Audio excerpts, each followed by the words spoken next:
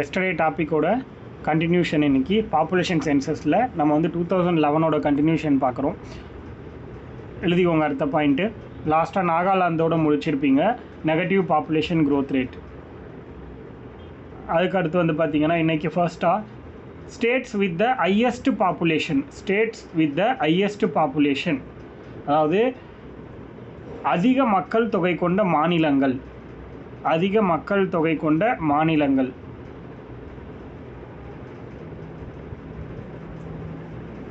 அதிக மக்கள் தொகை கொண்ட மாநிலங்கள் எது அப்படின்னா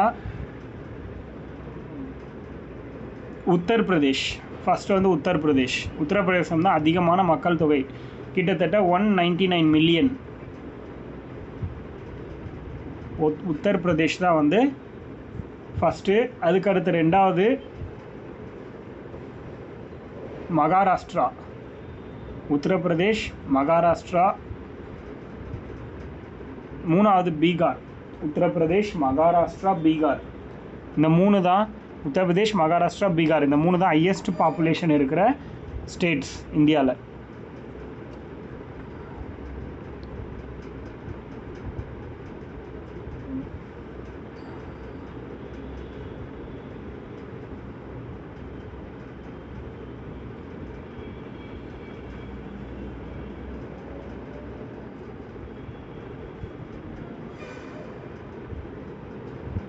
அதுக்கடுத்து states with the lowest population, அதாவது குறைந்த மக்கள் தொகை கொண்ட மாநிலங்கள்.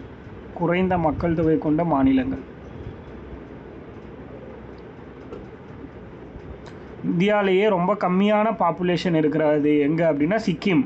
மிகவும் குறைந்த மக்கள் தொகை கொண்ட ஏரியா எதுனா சிக்கிம் மாநிலம் தான் ரொம்ப குறைவான மக்கள் தொகை கொண்ட மாநிலம்.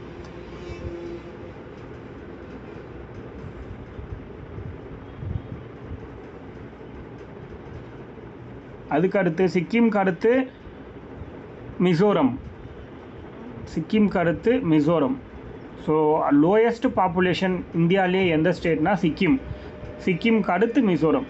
சிக்கிமோட ஒரு கொஞ்சம் பேர் அதிகமாக இருப்பாங்க, அதனால் லோயஸ்ட் அப்படின்னா சிக்கிம்க்கு அப்புறம் Mizoram.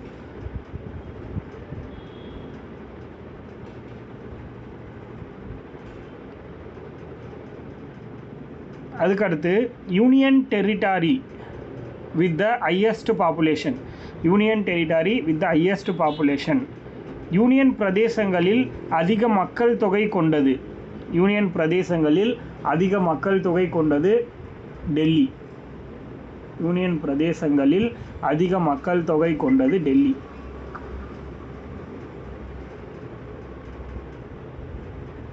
யூடி with the highest population, union பிரதேசங்களில் அதிக மக்கள் தொகை கொண்டது Delhi.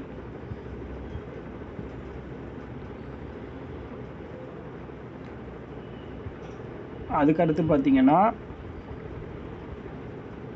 UT with the lowest population, அதாவது யூனியன் டெரிட்டரி. யூடினா யூனியன் பிரதேசங்களில் குறைந்த மக்கள் தொகை கொண்டது.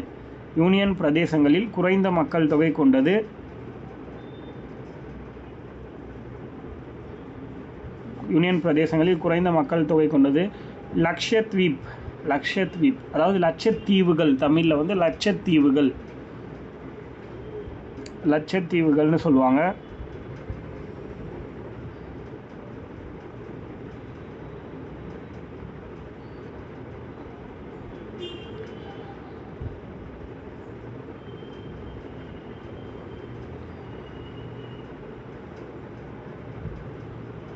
அதுக்கடுத்து ஸ்டேட் வித் ஹையஸ்ட்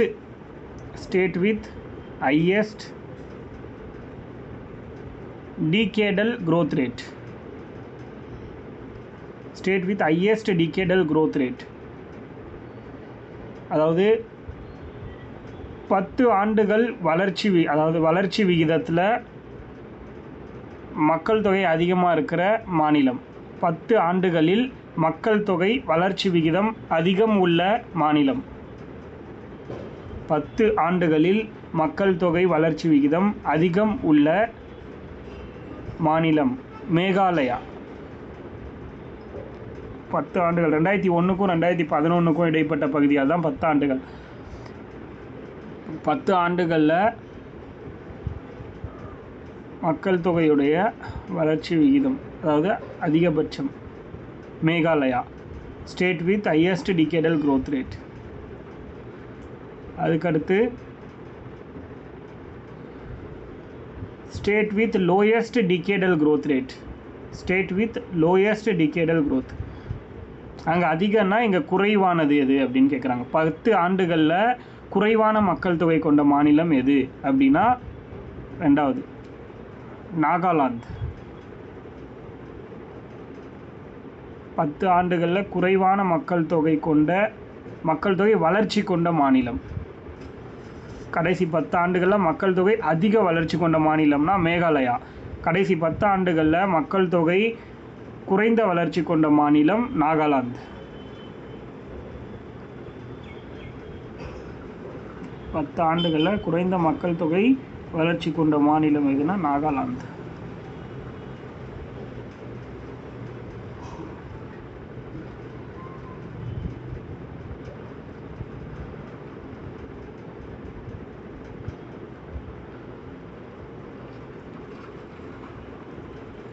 அதே கான்செப்டில் UT union territory. UT with highest decadal growth rate. Union பிரதேசங்களில் அதிக மக்கள் தொகை வளர்ச்சி கொண்ட கடைசி 10 ஆண்டுகளில் அதிக மக்கள் தொகை வளர்ச்சி கொண்ட மாநிலம்ல யூனியன் பிரதேசம். கடைசி 10 ஆண்டுகளில் அதிக மக்கள் தொகை வளர்ச்சி கொண்ட யூனியன் பிரதேசம் எது அப்படின்னு கேட்கலாம். கடைசி 10 ஆண்டுகளில் அதிக மக்கள் தொகை வளர்ச்சி கொண்ட யூனியன் பிரதேசம்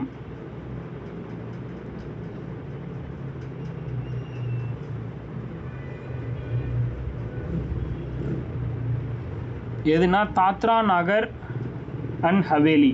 தாத்ரா நகர் ஹவேலின்னு சொல்லுவாங்கள்ல, தாத்ரா நகர் ஹவேலி. அதுதான் யூடி with highest decadal growth rate அப்படின்னு சொல்கிறாங்க. கடைசி 10 ஆண்டுகளில் அதிக மக்கள் தொகை வளர்ச்சி விகிதம் கொண்ட யூனியன் பிரதேசம். அடுத்தது UT with lowest decadal growth rate. UT with lowest decadal growth rate.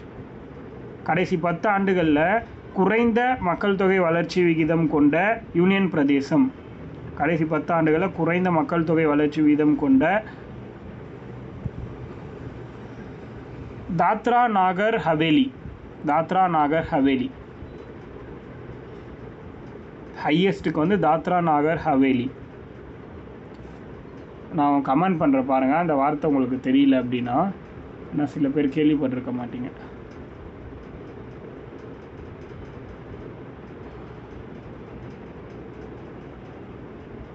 கமெண்ட்டில் இருக்குது பாருங்கள், தாத்ரா நாகர் ஹவேலி. அதான் தமிழில் வரும்.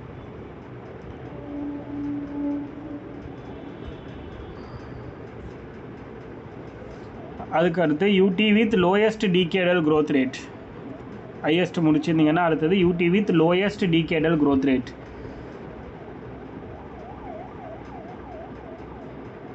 யூடி with lowest decadal growth rate. கடைசி 10 ஆண்டுகளில் குறைந்த மக்கள் தொகை வளர்ச்சி விகிதம் கொண்ட யூனியன் பிரதேசம். கடைசி 10 ஆண்டுகளில் குறைந்த மக்கள் தொகை வளர்ச்சி விகிதம் கொண்ட யூனியன் பிரதேசம்.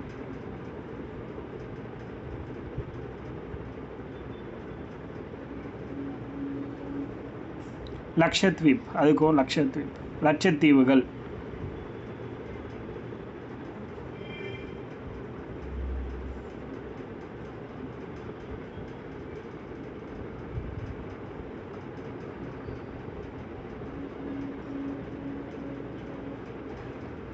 சரி, இப்போ ஒரு கொஷினுக்கு ஆன்சர் சொல்லுங்கள். இந்தியாவுடைய செகண்ட் மோஸ்ட் பாப்புலேட்டட் ஸ்டேட் எது? ஆல்ரெடி நான் சொல்லிட்டேன், டக்குன்னு ஆன்சர் பண்ணுறீங்களான்னு பார்ப்போம். இந்தியாவுடைய செகண்ட் மோஸ்ட் பாப்புலேட்டட் ஸ்டேட், அதாவது இந்தியாவில் 2வது மக்கள் தொகை அதிகம் உள்ள 2வது மாநிலம். ஃபஸ்ட்டு உத்தரப்பிரதேஷ், ரெண்டாவது என்னது மக்கள் தொகை அதிகமாக இருக்கிறது மகாராஷ்டிரா. சூப்பர், கரெக்டாக கவனிக்கிறீங்கன்னு அர்த்தம். இப்போது நம்ம ஸ்டேட்ஸ் வைஸ் பார்த்துட்டோம். அடுத்தது இப்போ ஒவ்வொரு ஸ்டேட்லேயும் டிஸ்ட்ரிக்ஸ்ன்னு இருக்கும் இல்லையா. இப்போ எக்ஸாம்பிள் தமிழ்நாடுன்னு எடுத்துக்கிட்டால் 38 டிஸ்ட்ரிக் இருக்குது, கோவானா 2 டிஸ்ட்ரிக் இருக்குது. இந்த மாதிரி ஒவ்வொரு ஸ்டேட்லேயும் ஒவ்வொரு யூனியன் டெரிட்டரியும் டிஸ்ட்ரிக்ஸ் இருக்கும் இல்லையா. இது மொத்தத்தையும் ஒன்றா சேர்த்து ஓவராலாக ஒரு 1000 டிஸ்ட்ரிக் இருக்குதுன்னு வச்சுக்கோங்களேன் இந்தியா ஃபுல்லாக. அந்த 1000 டிஸ்ட்ரிக்டில் எந்த டிஸ்ட்ரிக்டில் அதிக பாப்புலேஷன் இருக்குது அப்படி பார்க்குறோம், எந்த டிஸ்ட்ரிக்டில் லெஸ் தென் குறைவான பாப்புலேஷன் இருக்குது அப்படிங்கிறத பார்ப்போம். ஓகேவா. So first district with highest population. District with the highest population, அதிக மக்கள் தொகை கொண்ட மாவட்டம்.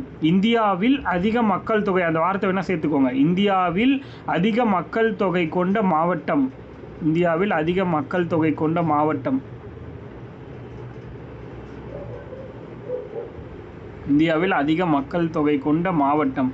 டிஸ்ட்ரிக்ட் வித் ஹையஸ்ட் பாப்புலேஷன் அப்படின்னா தானே. தானே, மும்பையில் இருக்கிற தானே.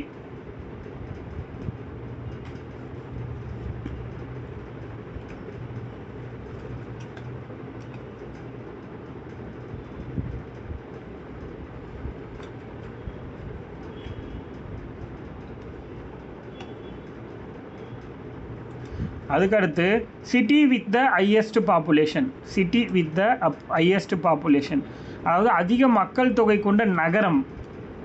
அதிக மக்கள் தொகை கொண்ட நகரம் எதுன்னு கேட்குறாங்க. அதிக மக்கள் தொகை கொண்ட மாவட்டம் எதுனா தானே. ஓகேவா, தானேன்னு சொல்லுவாங்க. அதிக மக்கள் தொகை கொண்ட நகரம் எது அப்படின்னா மும்பை. அதிக மக்கள் தொகை கொண்ட நகரம் எதுனா Mumbai.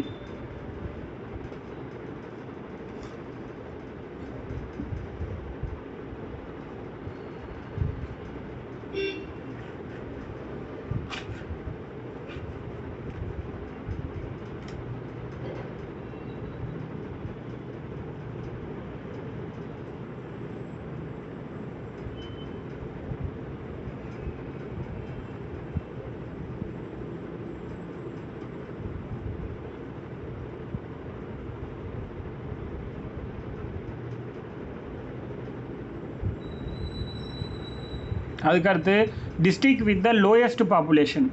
District with the lowest population, குறைந்த மக்கள் தொகை கொண்ட மாவட்டம். இந்தியாவில் குறைந்த மக்கள் தொகை கொண்ட மாவட்டம். இந்தியாவில் குறைந்த மக்கள் தொகை கொண்ட மாவட்டம்.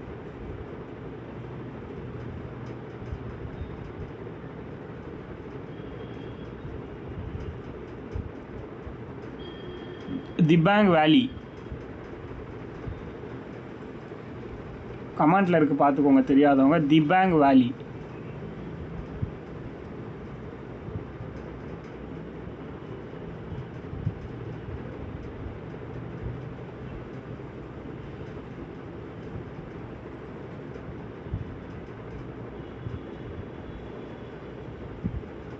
திபாங் வேலி வேலி அப்படின்னு சொல்லுவாங்க. இது வந்து அருணாச்சல் பிரதேஷில் இருக்கிற ஒரு டிஸ்ட்ரிக். அங்கே தான் லோயஸ்ட் பாப்புலேஷன் இருக்கிற டிஸ்ட்ரிக் இருக்குது.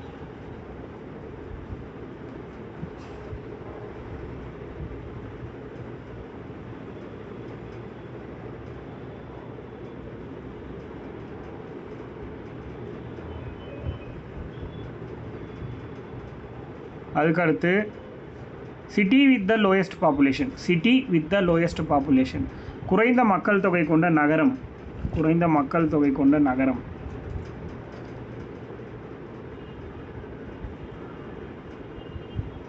குறைந்த மக்கள் தொகை கொண்ட நகரம், city with the lowest population. Kapurthala பஞ்சாப்ல இருக்கு. கபூர்தலா.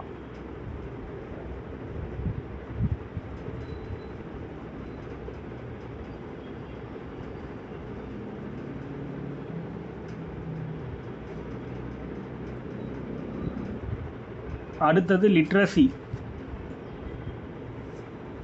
லிட்ரஸி எழுதிக்கோங்க. கல்வி.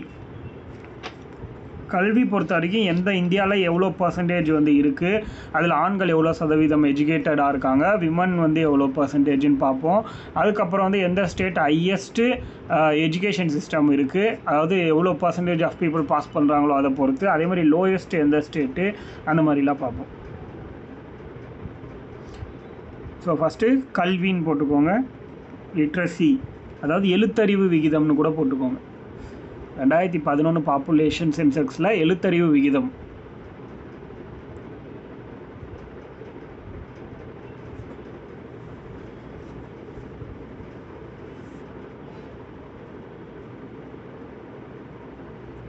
இந்த எழுத்தறிவு விகிதம் பொறுத்த வரைக்கும் இன்க்ரீஸ் ஆகிருக்குன்னு சொல்லலாம். அதாவது எப்போயில இருந்துன்னா 2001 வேல்யூவும் 2011 வேல்யூவும் அந்த கம்பேர் பண்ணும்போது 2001 லிட்ரஸி ரேட் எவ்வளோ இந்தியா அப்படின்னா பர்சன்டேஜில் 64.8%. 64.8%. கமெண்ட்டில் இருக்குது பார்த்துக்கோங்க. 64.8%. இதுதான் 2001 லிட்ரஸி ரேட் இந்தியாவோடது. இதுவே 2011 லிட்ரஸி ரேட் எவ்வளோ அப்படின்னா 2011 லிட்ரஸி ரேட் வந்து பார்த்திங்கன்னா 74%. 64.8 74 இன்க்ரீஸ் ஆகிருக்கு 2011.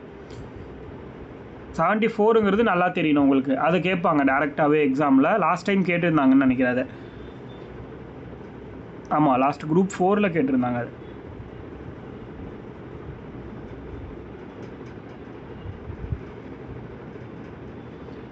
அதிக வளர்ச்சி அப்படின்னா தாத்ரா நாகர் ஹவேலி, அங்கே தான் அதிக வளர்ச்சி.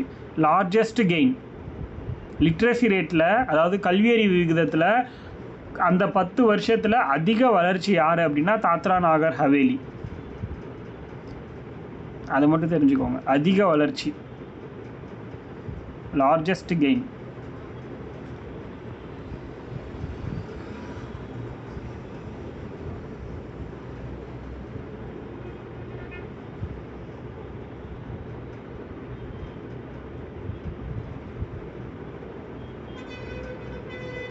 ஓகே, மேல் லிட்ரஸி ரேட்டின் மேல், அதாவது ஆண்களுடைய கல்வியறிவு விகிதம் மொத்தமாக 74% வந்து 2011 கல்வியறிவு விகிதம் இருக்குது இந்தியாவில் அப்படின்னு சொல்லிட்டோம்.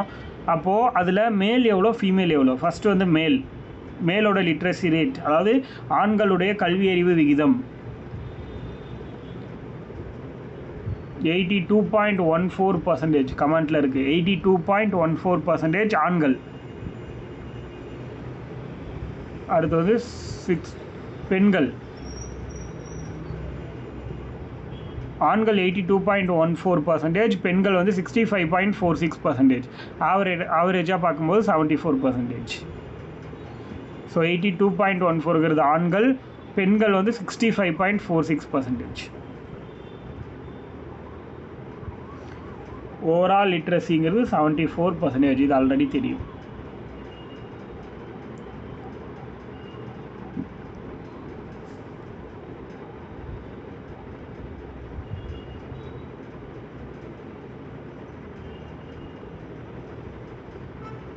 அதுக்கு அடுத்து எழுதுருங்க என்ன அப்படின்னா ஸ்டேட் வித்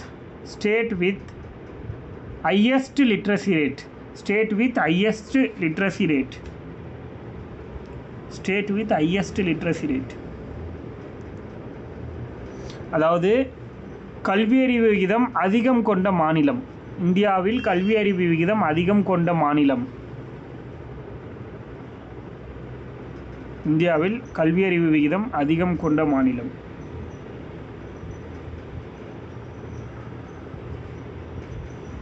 கேரளா 94%. கேரளா வந்து 94%.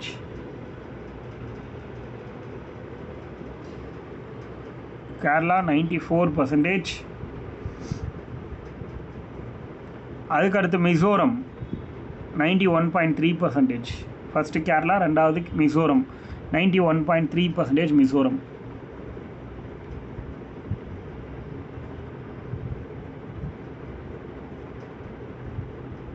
கேரளா தான் டாப் எஜுகேஷன் லிட்ரஸி ரேட்டை பொறுத்த வரைக்கும்.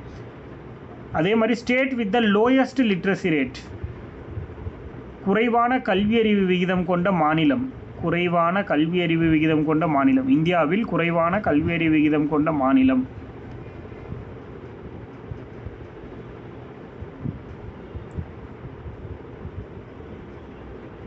இந்தியாவில் குறைவான கல்வியறிவு விகிதம் கொண்ட மாநிலம் எது அப்படின்னா பீகார்.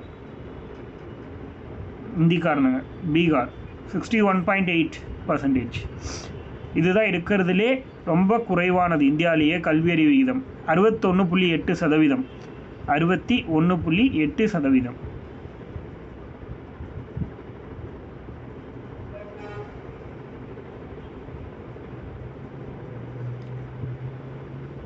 %. அது எழுதிட்டீங்க அப்படின்னா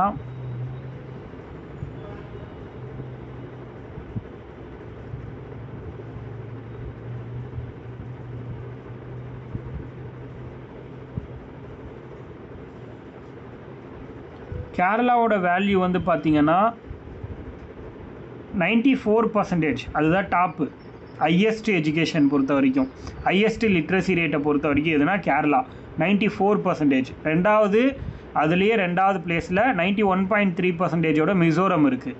அதுக்கடுத்து லோயஸ்ட் லிட்ரஸி ரேட்டு, அதாவது குறைந்த கல்வியறிவு விகிதம் கொண்ட மாநிலம் எதுனா பீகார். வெறும் 61.8% மட்டும்தான்.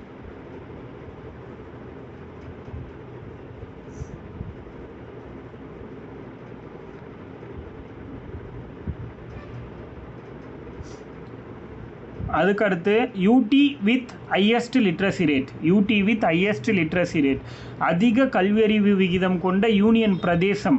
அதிக கல்வியறிவு விகிதம் கொண்ட யூனியன் பிரதேசம்.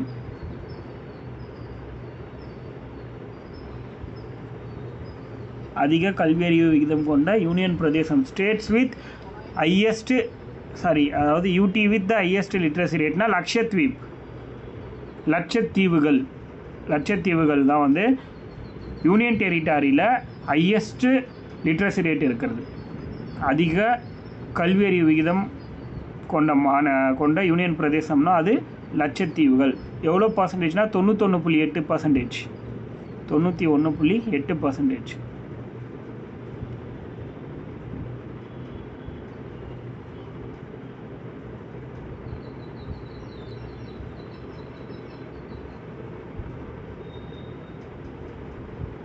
அதுக்கடுத்து UT with the lowest literacy rate. UT with the lowest literacy rate,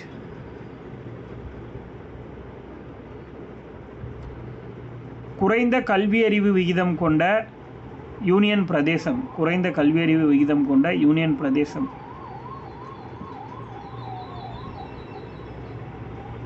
Dadra Nagar Haveli. Dadra Nagar Haveli.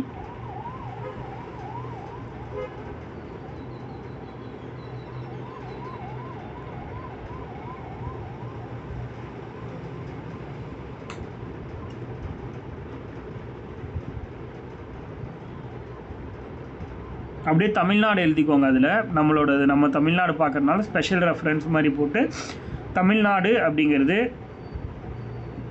14th பிளேஸில் இருக்குது. தமிழ்நாடு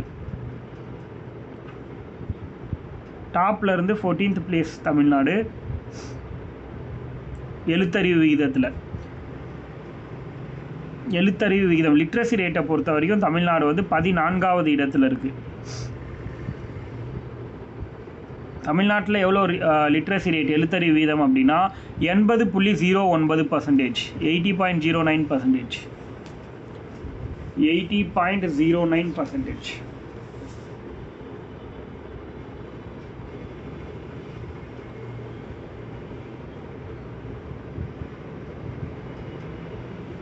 80.09%. வந்து டோட்டல் தமிழ்நாடுடைய லிட்ரஸி ரேட் எழுத்தறிவு வீதம்.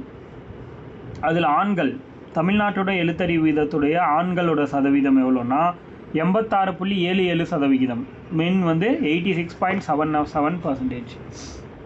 86.77%. விமன் பெண்கள் வந்து 73.44%. 73.44%. 22.44%. தமிழ்நாடுனா 80.09, அதில் மென்னுனா 86.77%, விமன்னா 73.44%. தமிழ்நாடு எத்தனாவது பிளேஸில் இருக்குது லிட்ரஸி ரேட் எழுத்தறிவு விதத்தில் அப்படின்னு கேட்டாங்கன்னா 14வது பிளேஸ். அதே மாதிரி தமிழ்நாட்டில் டாப் லிட்ரஸி ரேட்டில் தமிழ்நாட்டில் எந்த டிஸ்ட்ரிக் வந்து ஹையஸ்ட் அப்படின்னா கன்னியாகுமரி. தமிழ்நாட்டில் எந்த மாவட்டத்தில் அதிக கல்வியறிவு விகிதம் இருக்குது அப்படின்னா district with the highest literacy rate இன் தமிழ்நாடு 91.75%. 91.75%.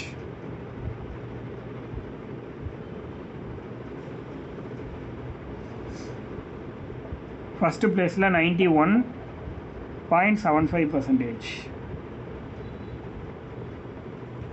சென்னையில் ரெண்டாவது, கன்னியாகுமரிக்கு அப்புறம் ரெண்டாவது சென்னை 90.18. 90.18%. கமெண்ட்டில் இருக்குது, அதுவும் பார்த்துக்கோங்க.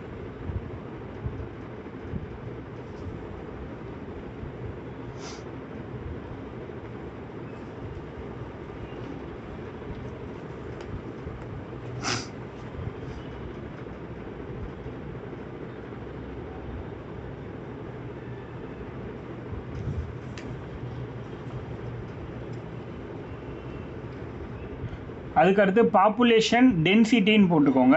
பாப்புலேஷன் டென்சிட்டி, மக்கள் தொகை அடர்த்தி. மக்கள் தொகை அடர்த்தி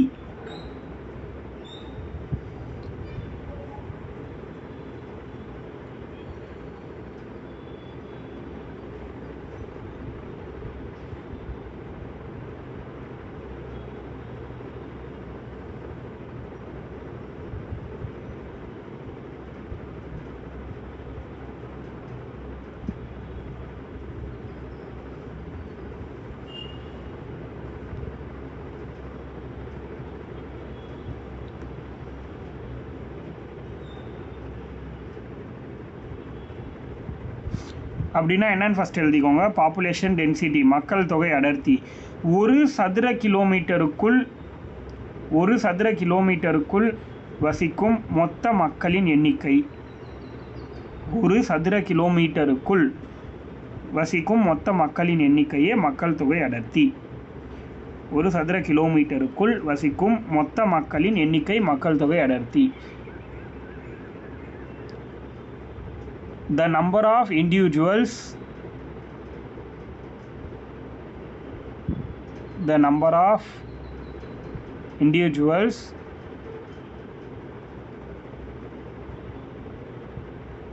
ஆக்சுவலி ஒரு பெரிய கண்டென்ட் இதில் வேண்டாம். The number of individuals are humans-ன்னு போட்டுக்கோங்க. individuals whether humans are other organisms அப்படி வருது. இருங்க, நான் ஷார்ட்டாக சொல்கிறேன், ஒரே நிமிஷம்.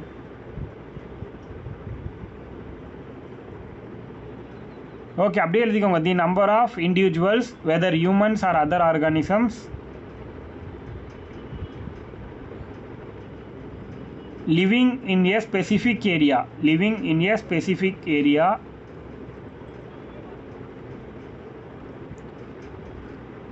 measured as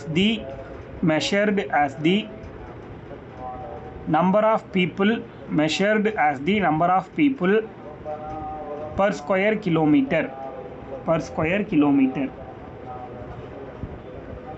அவ்வளோதான்.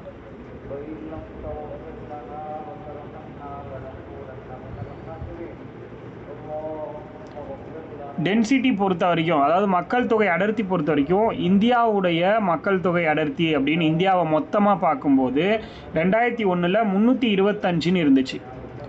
325, ஓகேவா? 2001 325, 2011 382, 2011 382 ரொம்ப முக்கியமான வேல்யூ இது.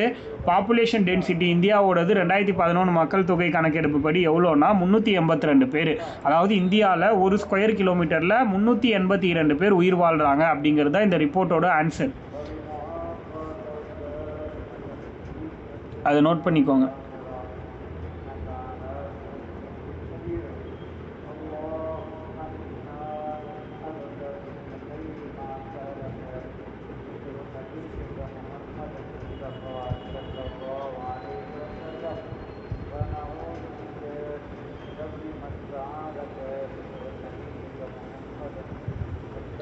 அதே மாதிரி பாப்புலேஷன் டென்சிட்டி அப்படிங்கிறது highest, the state with highest population density எழுதிக்கோங்க. The state with highest population density அப்படின்னா பீகார். அதிக மக்கள் தொகை அடர்த்தி கொண்ட மாநிலம் எதுனா பீகார். அதிக மக்கள் தொகை அடர்த்தி கொண்ட மாநிலம் எது அப்படின்னா பீகார். அதிக மக்கள் தொகை அடர்த்தி கொண்ட மாநிலம் பீகார். த state with highest population density அப்படின்னா பீகார்.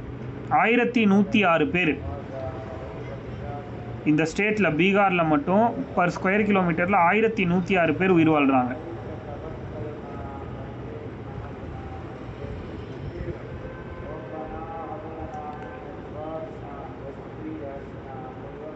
அதே மாதிரி lower, the state with lowest population density.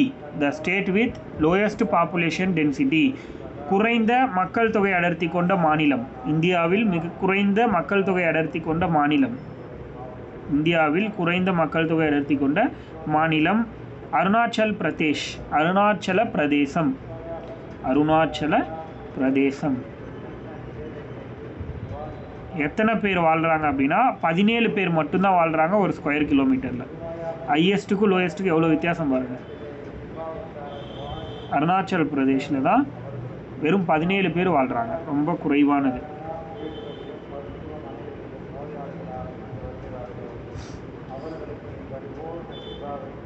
அதுக்கடுத்து தமிழ்நாட்டோட பாப்புலேஷன் டென்சிட்டி எவ்வளோ? Tamil Nadu population density of Tamil Nadu. Tamil Nadu மக்கள் தொகை அடர்த்தி. தமிழ்நாடு மக்கள் தொகை அடர்த்தி எது ஹையஸ்ட்டு எது லோயஸ்ட்டு, இந்தியாவோட வேல்யூ என்னெல்லாம் பார்த்துட்டோம். இப்போ தமிழ்நாட்டோட வேல்யூ. தமிழ்நாட்டில் ஒரு ஸ்கொயர் கிலோமீட்டரில் எவ்வளோ பேர் வாழ்கிறாங்க அப்படின்னா 555 மெம்பர். 555 555. தமிழ்நாட்டோட மக்கள் தொகை அடர்த்தி எவ்வளோ அப்படின்னா 555 பேர். 555 மெம்பர்ஸ்.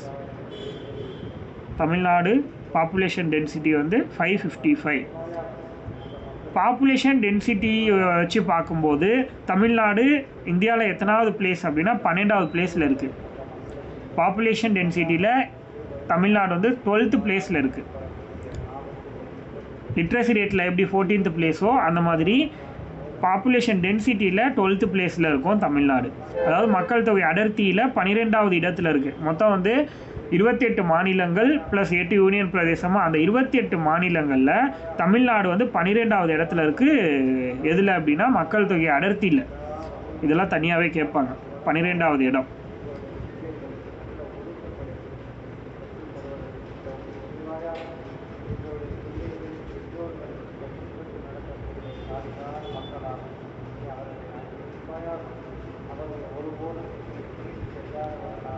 அதுக்கடுத்து தமிழ்நாட்டில் எந்த டிஸ்ட்ரிக்டில் அதிக பாப்புலேஷன் டென்சிட்டி இருக்குதுன்னு பார்க்கலாம். District with highest population density in Tamil Nadu. District with highest population density இன் தமிழ்நாடு. தமிழ்நாட்டில் அதிக மக்கள் தொகை அடர்த்தி கொண்ட மாவட்டம். தமிழ்நாட்டில் அதிக மக்கள் தொகை அடர்த்தி கொண்ட மாவட்டம் சென்னை. சென்னை. எவ்வளோ பேர் சென்னையில் வந்து வாழ்கிறாங்க அப்படின்னா ஒரு ஸ்கொயர் கிலோமீட்டருக்கு 26,903 பேர். 26,903 பேர் ஒரு ஸ்கொயர் கிலோமீட்டரில் வாழ்கிறாங்களாம் சென்னையில் மட்டும்.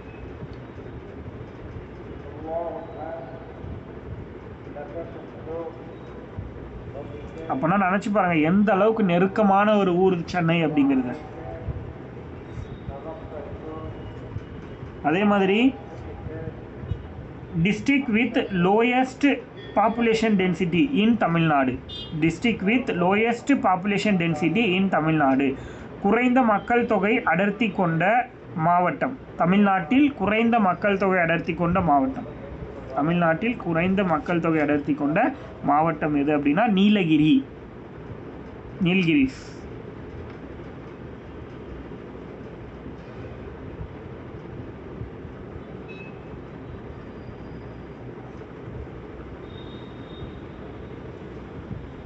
நீலகிரிஸோட வேல்யூ எவ்வளோன்னா 288 பேர்.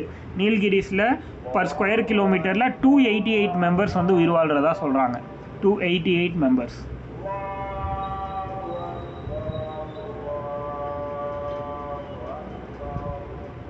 இதை முடிச்சிட்டிங்க அப்படின்னா நம்ம ஒன்று மட்டும் மிஸ் பண்ணிட்டோம் இதில் டென்சிட்டியில். யூனியன் டெரிட்டரியை தனியாக பார்க்கல, அதனால் அதை மட்டும் பார்த்துக்கலாம். அதை பார்த்துட்டு நம்ம வந்து தமிழ்நாடு டிஸ்ட்ரிக்கு இதெல்லாம் வந்திருக்கலாம். பட் இது இனிமேல் அப்படி பார்த்துக்கலாம். இது ஒன்று மட்டும் லாஸ்ட்டாக எழுதிக்கோங்க. டென்சிட்டியில் union territory with highest population density. Union territory with highest population density எழுதிக்கோங்க. அதாவது யூனியன் பிரதேசங்களில் அதிக மக்கள் தொகை அடர்த்தி கொண்டது எது, இல்லைனா அதிக மக்கள் தொகை அடர்த்தி கொண்ட யூனியன் பிரதேசம் எது? அதிக மக்கள் தொகை அடர்த்தி கொண்ட யூனியன் பிரதேசம் டெல்லி. அதிக மக்கள் தொகை அடர்த்தி கொண்ட யூனியன் பிரதேசம் டெல்லி.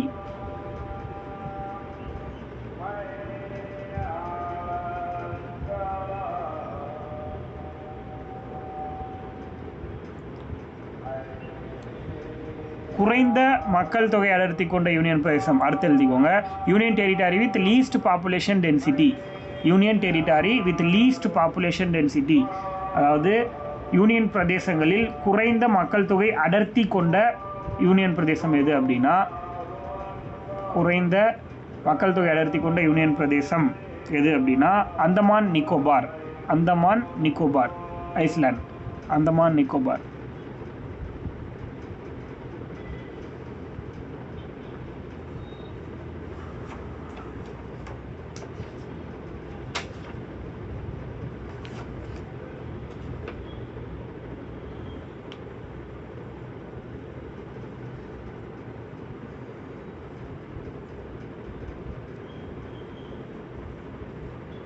அதுக்கடுத்து செக்ஸ் ரேஷியோ. அடுத்த டாபிக் வந்து செக்ஸ் ரேஷியோ, பாலின விகிதம். பாலின விகிதம்.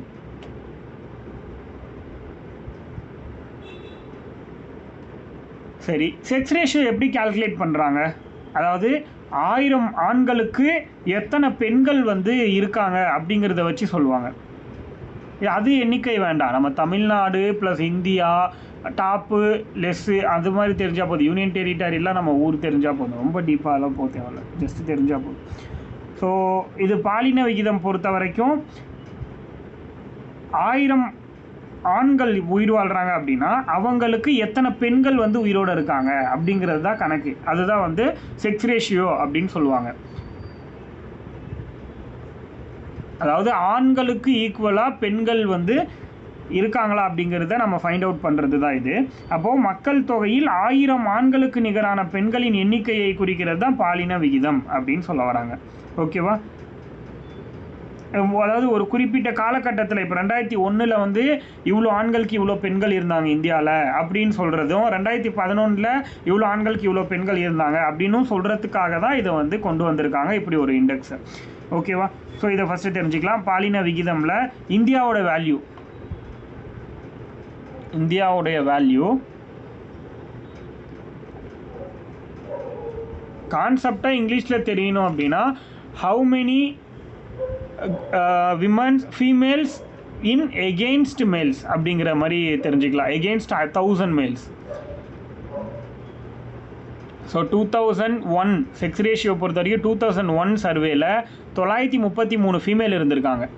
2001 933 பேர் இருந்திருக்காங்க பெண்கள். எவ்வளோ பேருக்கு? 1000 ஆண்களுக்கு 933 பெண்கள் இருந்திருக்காங்க. 1000 ஆண்களுக்கு 933 பெண்கள்.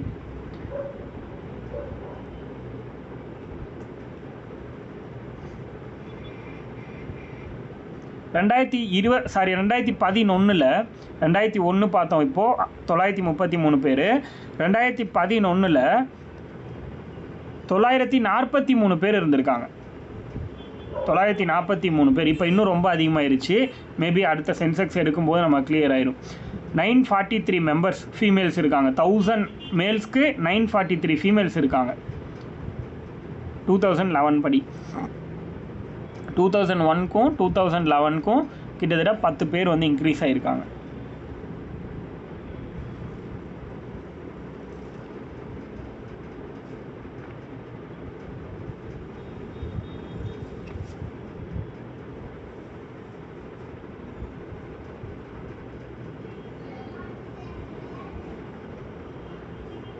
அதுக்கடுத்து ஹையஸ்ட் போட்டுக்கோங்க. இந்தியாவுடைய ஹையஸ்ட்டு செக்ஸ் ரேஷியோ இருக்க state with highest sex ratio அதிக பாலின விகிதம் கொண்ட மாநிலம்.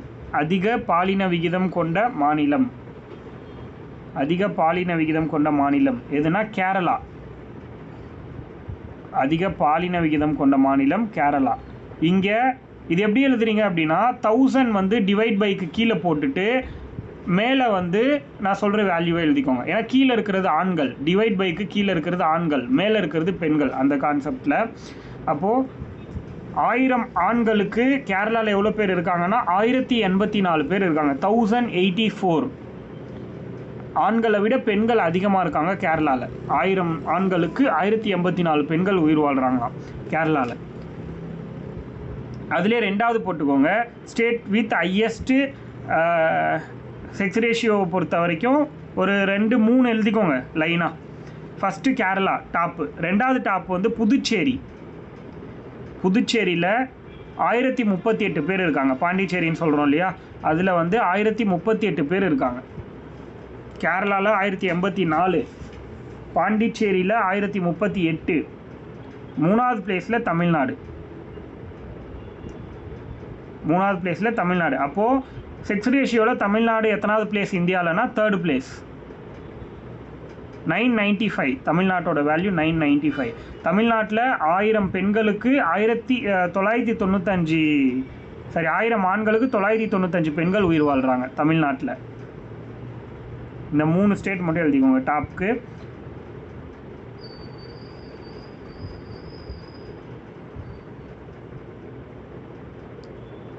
ஹையஸ்ட்டுக்குன்னா அந்த 3 ஸ்டேட் வந்துடணும். லோயஸ்ட்டு அடுத்தது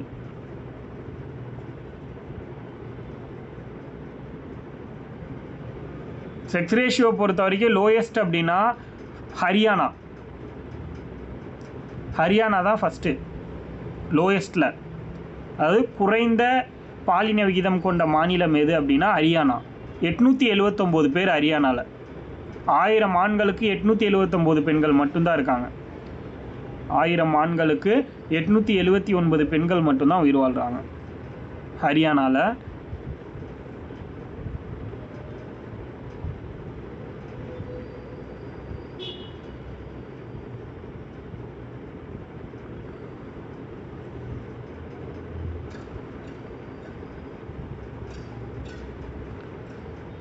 அதுக்கடுத்து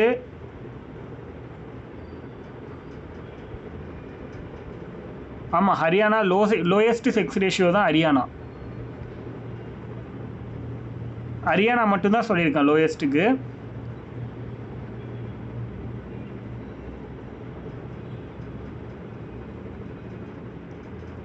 அடுத்து வந்து யூடி வித் ஹையஸ்ட் செக்ஸ் ரேஷியோ.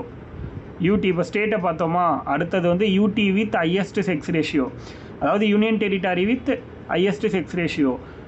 அதிக பாலின விகிதம் கொண்ட யூனியன் பிரதேசம்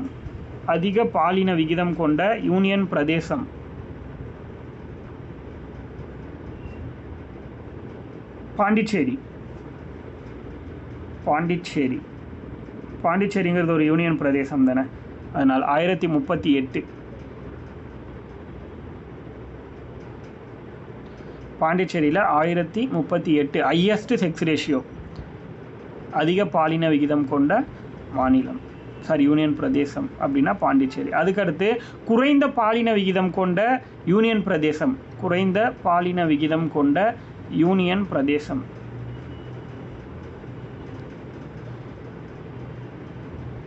யூடி வித் லோயஸ்ட் செக்ஸ் ரேஷியோனா டாமன் அண்ட் டையூ, டாமன் அண்ட் டையூ.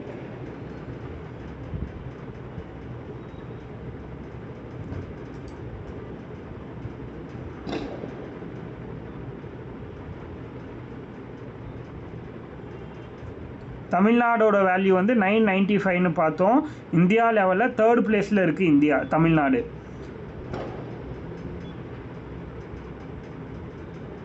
அதுக்கடுத்து தமிழ்நாட்டில் district highest sex ratio,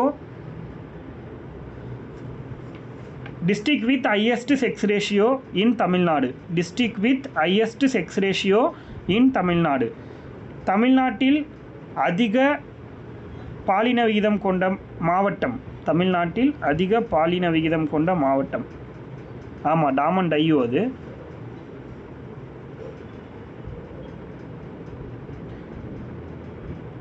Daman டையூக்கா?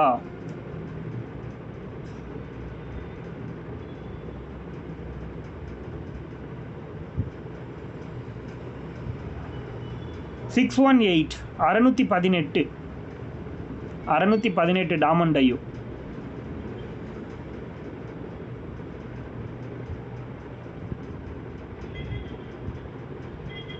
Okay, அதுக்கடுத்து தமிழ்நாட்டோட டிஸ்ட்ரிக் வந்துடுங்க. தமிழ்நாட்டில் அதிக பாலின விகிதம் கொண்ட மாவட்டம், அதிக பாலின விகிதம் கொண்ட மாவட்டம். District with highest sex ratio in Tamil Nadu.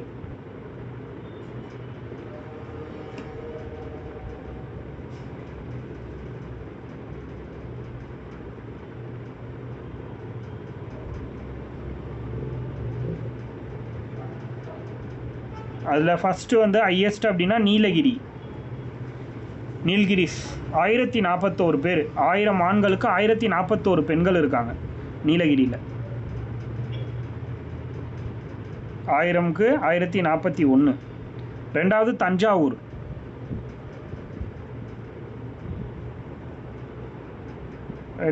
Thanjavur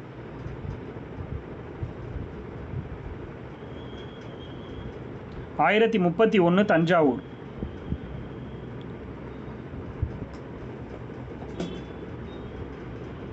அதுக்கடுத்து லோயஸ்ட், தமிழ்நாட்டில் லோயஸ்ட் அப்படின்னா தர்மபுரி. தர்மபுரி வந்து 946 தர்மபுரி. இது வரைக்கும் முடிச்சிட்டிங்கன்னா பிரேக் எடுத்துக்கோங்க. 6:50 ஆகுது, 7 மணி வரைக்கும் பிரேக் எடுத்துக்கோங்க. 7 மணிலேருந்து நம்ம அடுத்த செஷன் ஸ்டார்ட் பண்ணிக்கலாம். ஓகே, அடுத்தது வந்து சைல்டு பாப்புலேஷன் எழுதிக்கோங்க. சைல்டு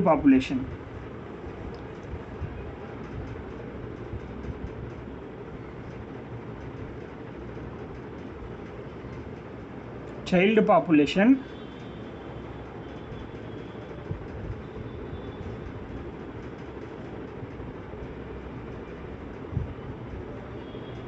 இது என்னன்னா அதே தான், செக்ஸ் ரேஷியோ மாதிரி தான். பட் 0 to 6 ஏஜ் வரைக்கும் மட்டும் கால்குலேட் பண்ணுவாங்க. அதை ஞாபகம் வச்சுக்கோங்க, எழுதிக்கோங்க ப்ராக்கெட்டில். 0 to 6 ஏஜில் இருப்பாங்க இல்லையா, அந்த ஏஜ் கேட்டகரி பீப்புளில் 1000 மென்க்கு, மென் மீன்ஸ் சைல்டு, 1000 என்னது ஆண் குழந்தை இருக்காங்க இல்லையா, அவங்களுக்கு எத்தனை பெண் குழந்தைகள் இருக்காங்க அப்படிங்கிறத கால்குலேட் பண்ணுறது தான் இது. ஸோ இந்த சைல்டு செக்ஸ் ரேஷியோ பொறுத்த வரைக்கும், சைல்டு பாப்புலேஷனுக்கு வேண்டாம், சைல்டு செக்ஸ் ரேஷியோன்னு எழுதிக்கோங்க. ஏன்னா பாப்புலேஷன் போட்டால் அது கரெக்டாக இருக்காது. செக்ஸ் ரேஷியோ அதுதான் கரெக்டான வேர்ட். சைல்டு செக்ஸ் ரேஷியோ அப்படின்றத பொறுத்த வரைக்கும் 0 to 6 ஏஜ் வரைக்கும் கால்குலேட் பண்ணுறாங்க. அதுவும் கொஷினாக கேட்கறதுக்கான வாய்ப்பு இருக்குது. 0 to 6 ஏஜ். இந்தியாவோட வேல்யூ அப்படின்னு பார்த்தோம்னா 1000க்கு 919 பேர் இருக்காங்க. 1000 ஆண் குழந்தைகளுக்கு 919 பெண் குழந்தைகள் இருக்காங்க. 919 ஃபீமேல்ஸ் to 1000 மேல்ஸ்.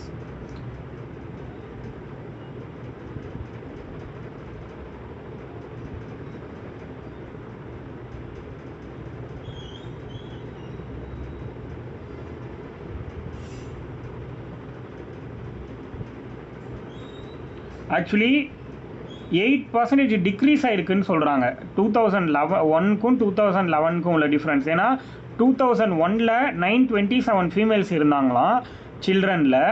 பட் ஆனால் 2011ல் 919 தான் இருக்காங்க. புரியுதுங்களா? அப்போ அந்த 8 பேர் குறைஞ்சது 8% குறைஞ்சது அப்படிங்கிற மாதிரி இதில் சொல்கிறாங்க.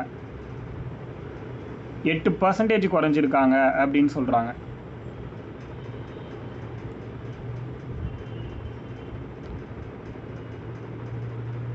அதே மாதிரி இந்தியாவில்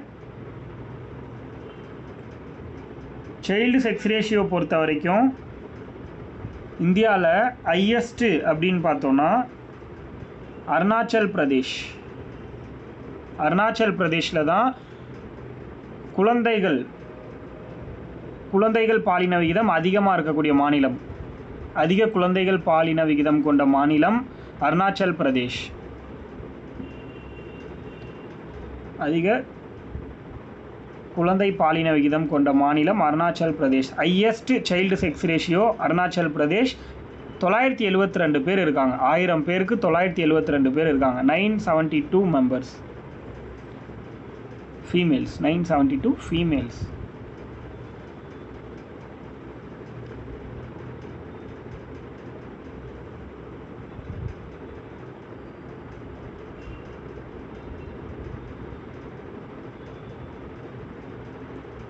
அதே மாதிரி லோயஸ்ட் அப்படின்னா சைல்டு செக்ஸ் ரேஷியோவில் இந்தியாவில் லோயஸ்ட் ஸ்டேட் எது அப்படின்னா Haryana. State with lowest child sex ratio. State with lowest sex ratio, அதாவது குறைந்த பாலின விகிதம் கொண்ட மாநிலம். அதாவது குறைந்த குழந்தைகள் பாலின விகிதம் கொண்ட மாநிலம் ஹரியானா.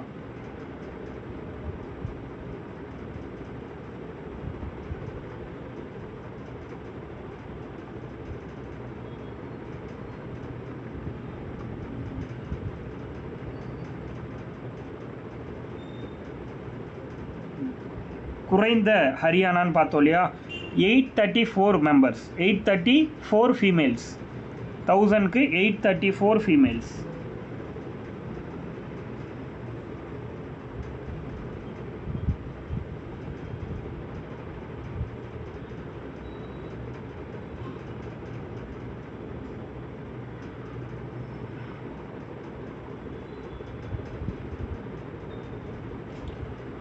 அதே மாதிரி யூனியன் டெரிட்டரி பொறுத்த வரைக்கும் யூனியன் பிரதேசங்களில் அதிகம் அப்படின்னா குழந்தை பாலின விகிதம் யூனியன் இதில் அந்த அளவுக்கு பார்க்க வேண்டியதில்லை. ஹையஸ்ட் வந்து அருணாச்சல் பிரதேஷ் 972.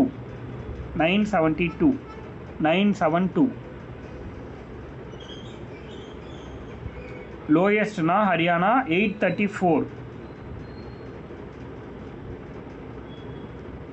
அதே மாதிரி union territory with highest child sex ratio.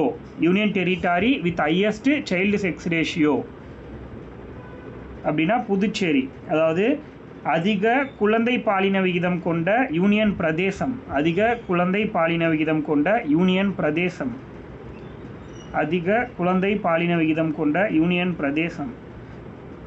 Puducherry. 967 பேர். புதுச்சேரி வந்து 967 பேர்.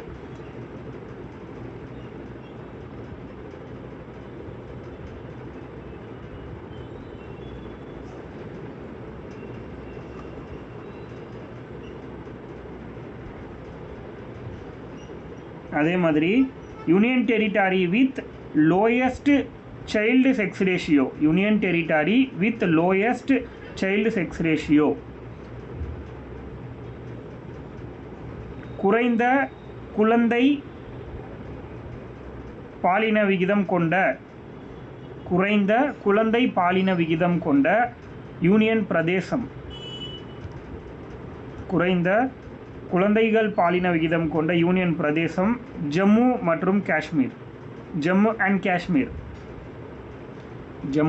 காஷ்மீர்.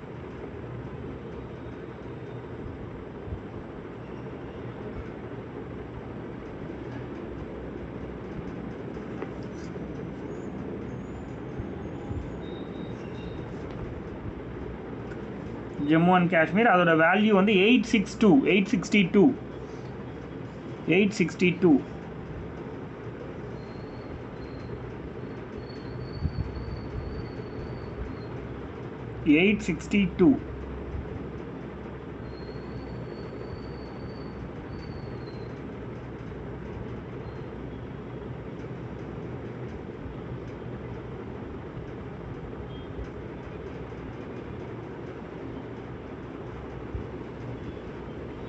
அதுக்கு அடுத்து தமிழ்நாட்டுடைய சைல்டு செக்ஸ் ரேஷியோ எவ்வளோ காமனாக தமிழ்நாடு ஸ்டேட்டோடது. இந்தியா அது எப்படி 919 அந்த மாதிரி தமிழ்நாட்டுடைய சைல்டு செக்ஸ் ரேஷியோ, தமிழ்நாட்டின் குழந்தை பாலின விகிதம், தமிழ்நாட்டின் குழந்தைகள் பாலின விகிதம் எவ்வளோனா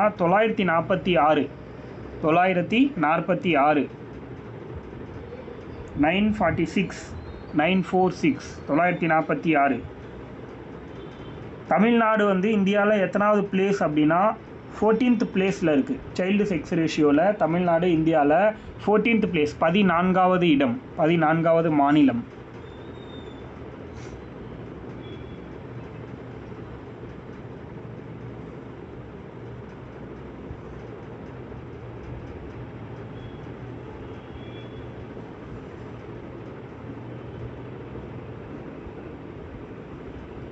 அதுக்கடுத்து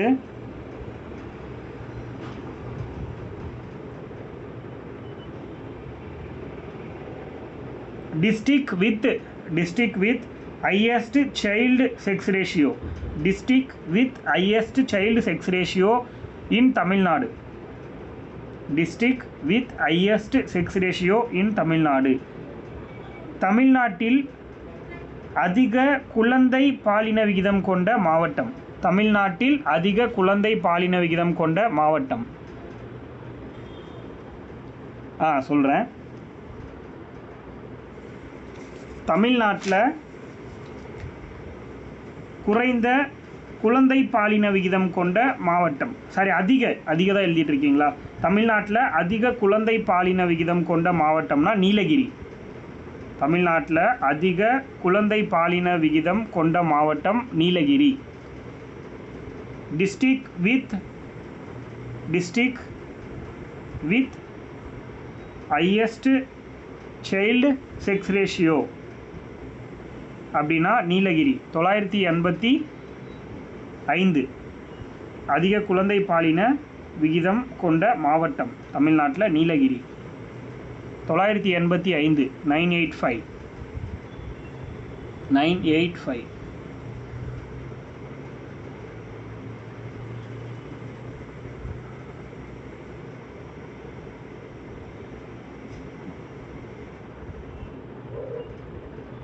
985.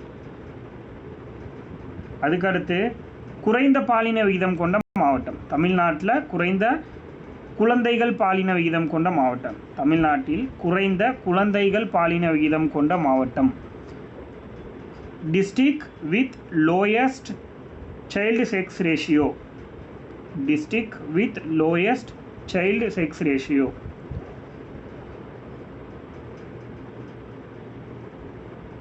கடலூர்.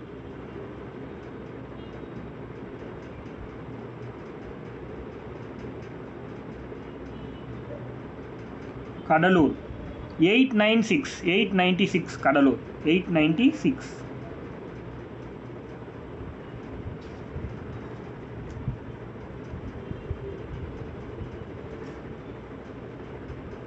ஓகே, அடுத்தது வந்து பார்த்தீங்கன்னா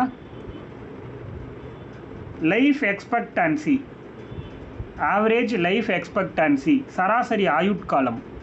அதாவது ஒருத்தங்க இந்தியாவில் இத்தனை வயசு வரைக்கும் ஒரு ஹியூமன் வாழ்வாங்க, தமிழ்நாட்டில்னா இத்தனை வயசு வரைக்கும் வாழ்வாங்க, அதில் ஆண்கள் இவ்வளோ வயசு வரைக்கும், பெண்கள் இவ்வளோ வயசு வரைக்கும், அந்த மாதிரி ஒரு ரிப்போர்ட்டு. சராசரி ஆயுட்காலம்னு போட்டுக்கோங்க. Average life expectancy. Average life expectancy.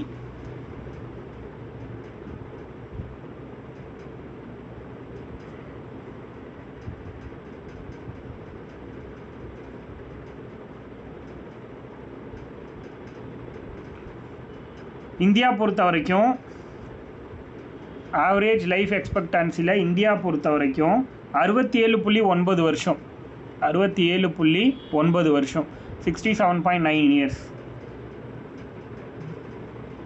இந்தியாவில் காமனாக ஒரு மனுஷன் எவ்வளோ வயசு வரைக்கும் உயிர் வாழலாம் அப்படின்னா ஆவரேஜாக 67.9 வயசு வரைக்கும் உயிர் வாழ்வாங்க. கிட்டத்தட்ட 68 வயசு வரைக்கும் உயிர் வாழ்கிறதுக்கான வாய்ப்பு இருக்குது இந்தியர்கள். இதில் ஆண்களுக்கான வாய்ப்பு எவ்வளோ வருஷம் வரைக்கும் உயிர் வாழ்கிறதுக்கான சான்ஸ் இருக்குது அப்படின்னா 66.4 வருஷம் ஆண்கள். எல்லாமே கமெண்ட்டில் இருக்குது. ஓவராலாக இந்தியாவோட வேல்யூ 67.9 இயர்ஸ் அப்படிங்கிறது. இதுவே ஆண்கள்னால் 66.4 ஆண்டுகள் வரைக்கும் உயிர் வாழ்வாங்க. பெண்கள்னால் 69.6 வருடம் உயிர் வாழ்வாங்க. 3ஓட ரிப்போர்ட்டுமே போட்டுட்டேன். இந்தியா அப்படிங்கிறது எவ்வளோ, அதில் ஆண்கள் எவ்வளோ, பெண்கள் எவ்வளோ, அதை பிரித்து கொடுத்துட்டேன்.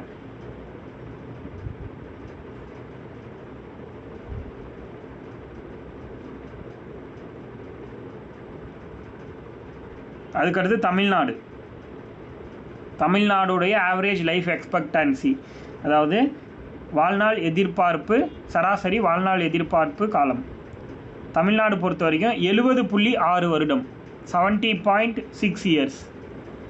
70.6 வருடம், 70.6 இயர்ஸ். இதில் மென் அப்படின்னு பார்த்தோன்னா 68.6 இயர்ஸ். தமிழ்நாட்டில் மென் வந்து 68.6 இயர்ஸ், விமன் 72.7 இயர்ஸ். எல்லாமே கமெண்ட்டில் இருக்குது. ஆர்டராக இருக்கும். ஃபஸ்ட்டு டோட்டல் இருக்கும், இந்தியாவோட டோட்டல், அதில் மென்னு விமன். அதுக்கு அடுத்து இருக்கிறது தமிழ்நாடோட டோட்டல், அதில் மென் விமன். 3 ரிப்போர்ட்டாக வந்து தனித்தனி கமெண்ட்டாக கொடுத்துருப்பேன், பார்த்துக்கோங்க.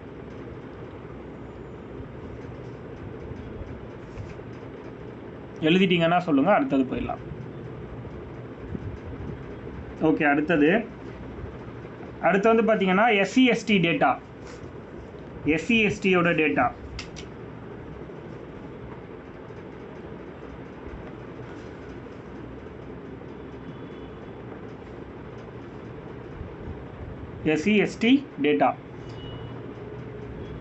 அதாவது என்ன சொல்லுவாங்க அப்படின்னா, பட்டியலிடப்பட்ட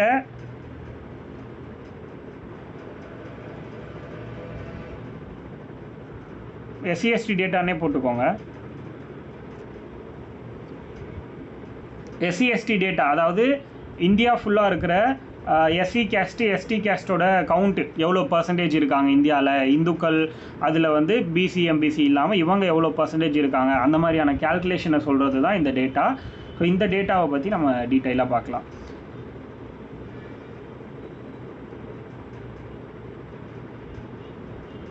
பட்டியலிடப்பட்ட ஜாதியினர் மற்றும் பட்டியலிடப்பட்ட பழங்குடியினர் அப்படின்னு சொல்லுவாங்க. அதை நீங்கள் SC/ST தகவல் அப்படின்னு போட்டு எழுதிக்கோங்க. ரொம்ப டீப்பாக போகும், அதனால் சிம்பிளாக எழுதிக்கோங்க. அதில் ஃபர்ஸ்ட் பாயிண்ட்டு, இந்தியாவோட largest tribal group of India யாருன்னு கேட்பாங்க. இது ஆல்ரெடி ப்ரீவியஸில் கேட்டிருக்காங்க. இந்தியாவுடைய லார்ஜஸ்ட் ட்ரைபல் குரூப் ஆஃப் இந்தியான்னு போட்டுக்கோங்க. இந்தியாவில் அதிகமாக வாழக்கூடிய பழங்குடியினர், இந்தியாவில் அதிகமாக வாழக்கூடிய பழங்குடியின குழுக்கள், இந்தியாவில் அதிகமாக வாழக்கூடிய பழங்குடியின குழுக்கள் யார் அப்படின்னா பில்ஸ், BHILS, பில்ஸ்ன்னு சொல்லுவாங்க அவங்கள. இவங்க தான் அதிகமாக வாழ்கிறவங்க. இந்த ராஜஸ்தான் இருக்கு இல்லையா, அந்த மாதிரி ஏரியாவில் வாழ்கிறவங்க தான் இவங்க. பில்ஸ்ன்னு மட்டும் போட்டுக்கோங்க. ஆக்சுவலி நம்ம வந்து ட்ரைபல்ஸ் பற்றி தனியாக ஒரு கிளாஸே எடுப்போம் கிளியராக, ஏன்னா அதுலேருந்து ஒரு கொஷின் வரும் எப்பவுமே. இந்தியாவில் வேர்ல்டு லெவலில் எவ்வளோ % ட்ரைபல் இருக்காங்க, இந்தியாவில் எவ்வளோ %, ப்ளஸ் வந்து என்னென்ன ட்ரைபல்ஸ் எங்கெங்கே வாழ்கிறாங்க, தமிழ்நாட்டில் எங்கெல்லாம் ட்ரைபல்ஸ் இருக்காங்க, அந்த மாதிரி தனியாகவே நம்ம படிப்போம். அதே மாதிரி அவங்களுக்கு என்னெல்லாம் திருவிழா கொண்டாடுறாங்க, எதெல்லாம் ஃபேமஸான விஷயம் அப்படிங்கிறது எல்லாமே நம்ம டீப்பாக பார்ப்போம். ஸோ இப்போதைக்கு நம்ம வந்து லார்ஜஸ்ட் ட்ரைபல் குரூப் யார் இந்தியாவில் அப்படின்னா அது பில்ஸ். அது மட்டும் நல்லா தெரிஞ்சுக்கோங்க. ட்ரைபல் குரூப் லார்ஜஸ்ட், இந்தியாவில் அதிகமாக வாழக்கூடிய பழங்குடியின குழுக்கள் யாருன்னா பில்ஸ் தான். அடுத்து இந்தியாவில் எஸ்சி எவ்வளோ பர்சன்டேஜ் வாழ்கிறாங்க அப்படின்னா 16.6%. எஸ்சியோட கவுண்ட் வந்து 16.6%. இந்தியாவில் எஸ்சியோட count 16.6%. How many percentage of SCs are living in our country அப்படின்னா 16.6, 16.6%. சும்மா எஸ்சி போட்டு எவ்வளோ பர்சன்டேஜ் அப்படிங்கிறத 16.6ன்னு போட்டுக்கோங்க, உங்களுக்கு புரியணும், அவ்வளோதான். ஷெட்யூல் கேஸ்ட்டுங்கிறது 16.6%. ஷெட்யூல் ட்ரைபல்ஸ் எஸ்டி வந்து எவ்வளோ பர்சன்டேஜ் உயிர் வாழ்கிறாங்க அப்படின்னா 8.6%. எஸ்டி வந்து 8.6% உயிர் வாழ்கிறாங்க.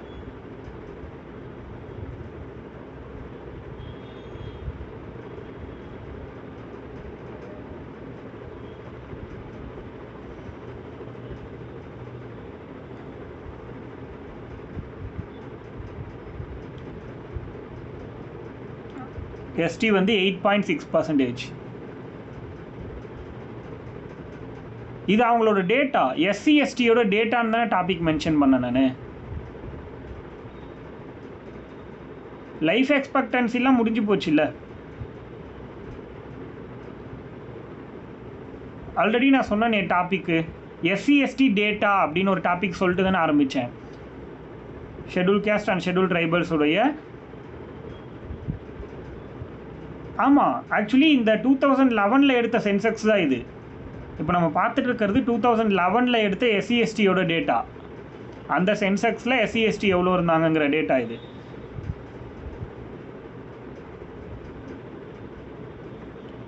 ஓகே, அதில் 8.6 வந்து எஸ்டி, எஸ்சி வந்து 16.6, எஸ்டி அப்படின்னா 8.6%. அதுக்கடுத்து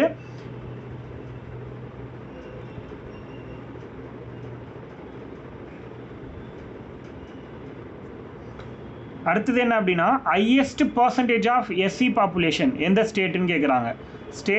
state with highest population of SC category. அதாவது எஸ்சி பாப்புலேஷனில் அதிகமாக வாழக்கூடிய ஸ்டேட் எது? எஸ்சி மக்கள் இருக்காங்க இல்லையா, அவங்க வந்து அதிகமாக வாழக்கூடிய மாநிலம் எதுனா பஞ்சாப். பஞ்சாபில் தான் அதிகமான எஸ்சிஸ் வந்து வாழ்கிறாங்கன்னு சொல்கிறாங்க. அடுத்தது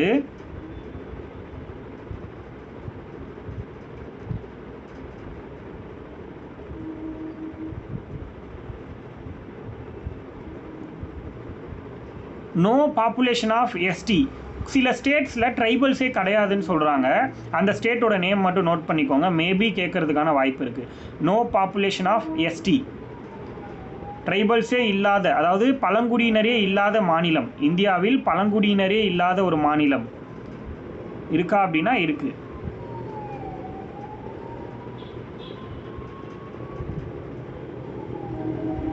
பஞ்சாப் பழங்குடியினர் இல்லாத மாநிலங்களில் ஃபஸ்ட்டு வந்து பஞ்சாப், ரெண்டாவது ஹரியானா. பஞ்சாப்பு, ஹரியானா, சண்டிகர். பஞ்சாப், ஹரியானா, சண்டிகர்.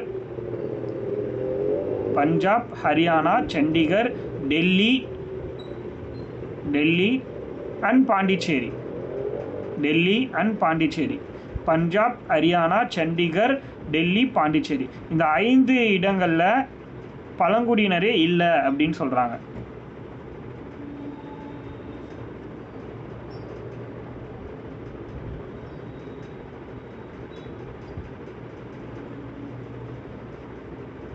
ஆமாம், ST பழங்குடியினர்னா ST, schedule tribals.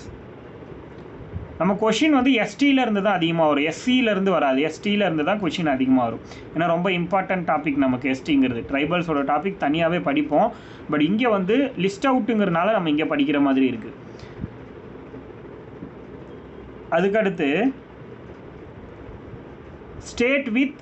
State with highest, எதை கேட்குறீங்க ரிப்பீட்? ஓகே, பஞ்சாப், ஹரியானா, சண்டிகர், டெல்லி, பாண்டிச்சேரி. இந்த 5 பிளேஸ்லையும் நோ பாப்புலேஷன் ஆஃப் எஸ்டி. புரியுதா? ஷெட்யூல் ட்ரைபல்ஸ்ன்னு ஒருத்தங்க இந்த 5 ஸ்டேட்லேயுமே கிடையாது. 3 ஸ்டேட் வரும், ஒரு 2 யூனியன் டெரிட்டரி வரும்.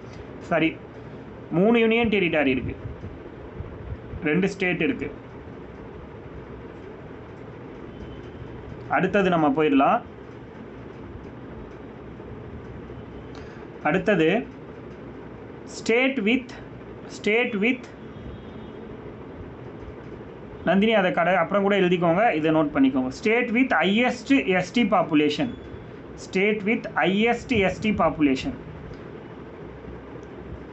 அதாவது ட்ரைபல்ஸ், பழங்குடியினர் அதிகம் உள்ள மாநிலம். பழங்குடியினர் அதிகம் உள்ள மாநிலம் மத்திய பிரதேஷ். நம்ம டீப்பாக படிப்போம் மத்திய பிரதேசை பற்றி. பழங்குடியினருக்காக பழங்குடியினர் அதிகமாக இருக்கக்கூடிய மாநிலம் மத்திய பிரதேஷ்.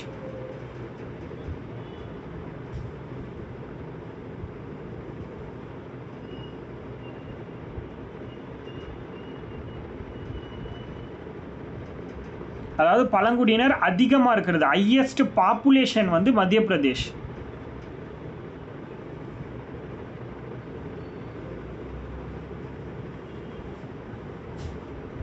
ஆக்சுவலி இந்த பாப்புலேஷன் அப்படின்னு ஒரு ஸ்டேட்டையும் ஹையஸ்ட்லேயே பர்சன்டேஜ்னு ஒரு ஸ்டேட்டையும் சொல்கிறேன் இல்லையா, அதுக்கு என்ன காரணம்னா மேபி அந்த ஸ்டேட் பெருசாக இருக்கிறனால பாப்புலேஷனில் அதிகமாக சொல்லலாம்.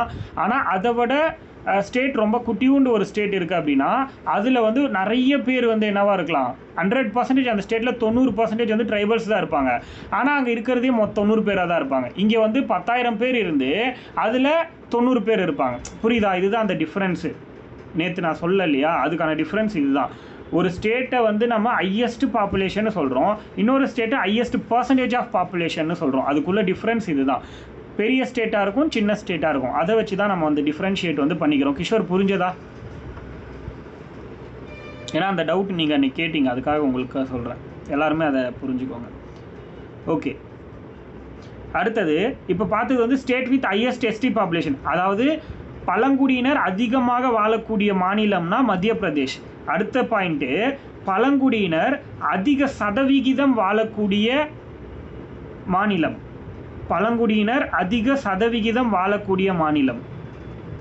State with highest percentage of ST population. State with highest percentage of ST population. கொஷினை நல்லா புரிஞ்சுக்கோங்க. ஸ்டேட் வித் ஹையஸ்ட் எஸ்டி பாப்புலேஷன்னா Madhya Pradesh. State with highest percentage of ST population. பர்சன்டேஜுங்கிற வார்த்தை தான் ஒன்று, ரெண்டுத்துக்கும் வித்தியாசம். நேற்றும் அதே தான் சொல்லியிருப்பேன். மிசோரம், மிசோரமில் தான் அதிகமான பர்சன்டேஜ் ஆஃப் எஸ்டி பாப்புலேஷன் வாழ்கிறாங்க. அதிக பழங்குடியினர் சதவிகிதம் எந்த மாநிலம் அப்படின்னா மிசோரம். மிசோரமில் 94.5% எஸ்டி பாப்புலேஷன் தான் வாழ்கிறாங்கன்னு சொல்கிறாங்க. பழங்குடியினர் 94.5% வாழக்கூடிய மாநிலம் மிசோரம். 94.5%. நோட் பண்ணிக்கோங்க. 94.5%.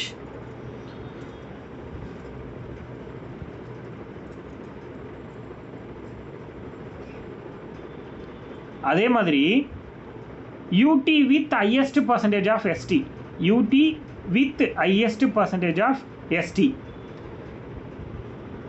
அதிக பழங்குடியினர் அதிக சதவிகிதம் பழங்குடியினர் வாழும், நல்லா நோட் பண்ணிக்கோங்க, அதிக சதவிகித பழங்குடியினர் வாழும் யூனியன் பிரதேசம்.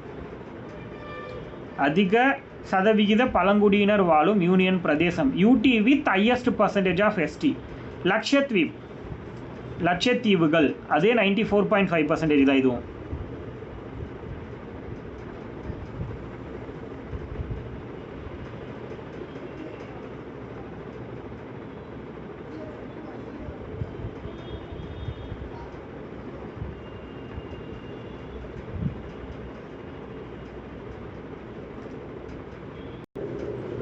அதுக்கடுத்து குறைவான பழங்குடியினர் வாழக்கூடிய யூனியன் பிரதேசம். குறைவான பழங்குடியினர் வாழக்கூடிய யூனியன் பிரதேசம். UT with the lowest proportion of scheduled tribes.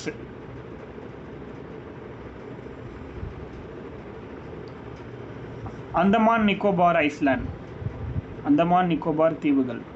பர்சன்டேஜே போட்டுக்கோங்க, இது பர்சன்டேஜ். அந்தமான் நிக்கோபார் தான் ரொம்ப குறைவான சதவிகிதம் ட்ரைபல்ஸ் வாழக்கூடிய ஒரு ஏரியா. 8.3% தான்.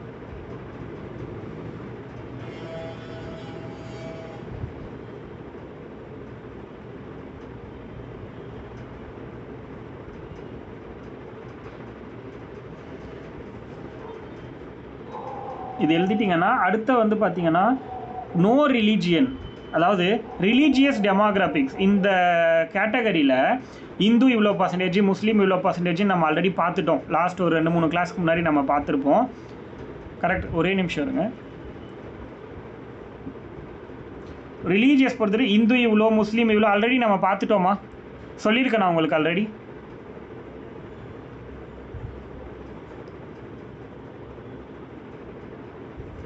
சொல்லுங்கள், யாராவது சொல்லியிருக்கேனா?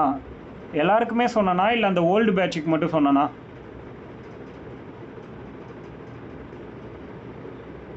ஓகே, அப்போது நான் காமனாக அதை தனியாக சொல்கிறேன்.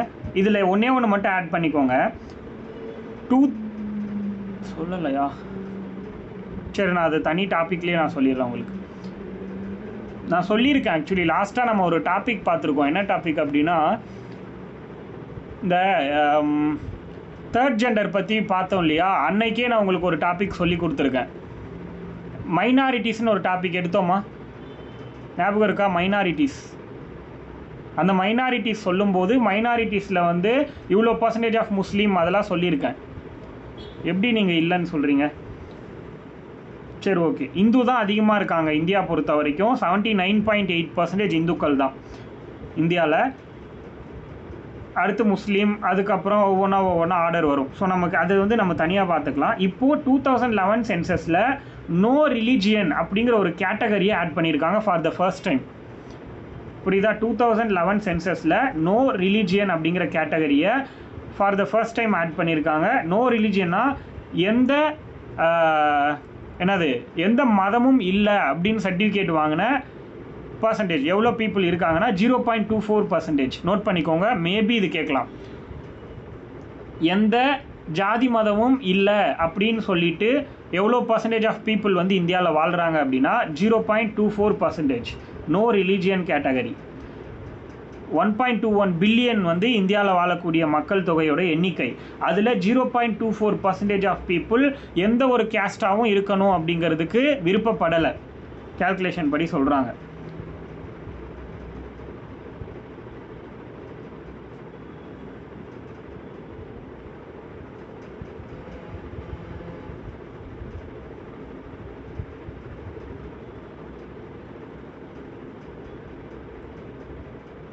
ஓகே, அடுத்தது டிகேடல் க்ரோத் ரேட்டுன்னு ஒன்று பார்த்தோம் இல்லையா? அந்த பிளேஸ்க்கு போங்க. டிகேடல் க்ரோத் ரேட் ஸ்டார்டிங்கில் பார்த்துருப்போம்னு நினைக்கிறேன். டிகேடல் க்ரோத் ரேட்டுங்கிற ஒரு கான்செப்ட். அப்படி இல்லைன்னா இங்கே தனியாகவே எழுதிக்கோங்க. 2 பாயிண்ட் மட்டும் ஆட் பண்ணிக்கோங்க. டிகேடல் க்ரோத் ரேட் 10 ஆண்டுக்கான வளர்ச்சி வீதம். கீழே லாஸ்ட்டாக ஆட் பண்ணி எழுதிக்கோங்க. 10 ஆண்டுக்கான வளர்ச்சி வீதம். இந்தியாவுக்கு எவ்வளோ பர்சன்டேஜ்னா டிகேடல் க்ரோத் ரேட் 17.64%. கமெண்ட்டில் இருக்குது 17.64% இந்தியா. தமிழ்நாட்டோட டிகேடல் க்ரோத் ரேட் எவ்வளோனா 15.60%. 15.60% decadal growth rate. Decadal growth rate பொறுத்த வரைக்கும், அதாவது 10 ஆண்டுக்கான வளர்ச்சி விகிதம் பொறுத்த வரைக்கும் தமிழ்நாடு 23வது இடத்துல இருக்குது. 23rd பிளேஸ் இந்தியாவில். கமெண்ட்டில் இருக்குது எல்லாமே.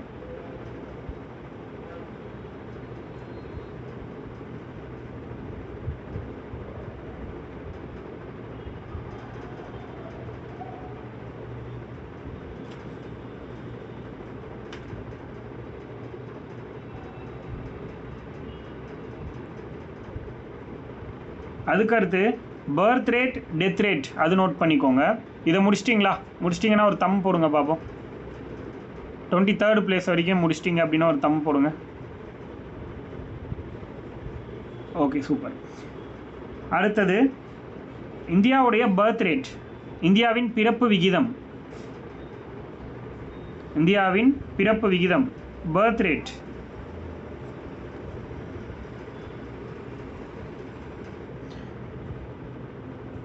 அதுக்கடுத்து என்ன அப்படின்னா பர்த் ரேட் ஆஃப் இந்தியா, இந்தியாவுடைய பர்த் ரேட், இந்தியாவின் பிறப்பு விகிதம், இந்தியாவின் பிறப்பு விகிதம்.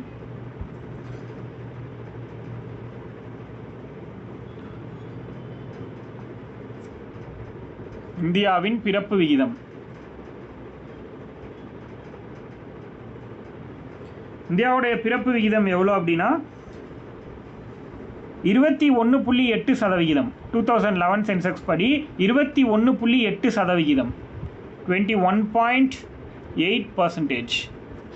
21.8%.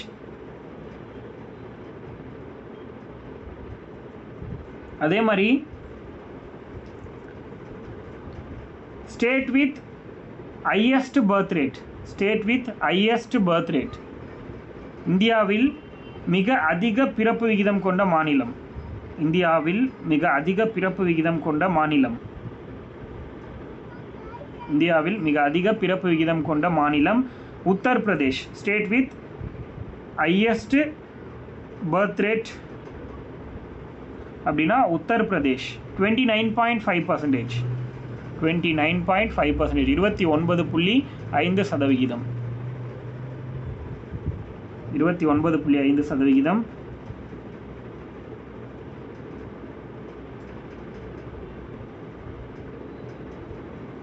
State with lowest birth rate, state with lowest birth rate,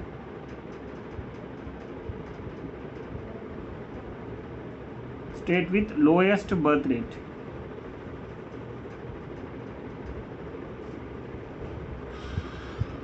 இதுக்கு வந்து பார்த்தீங்கன்னா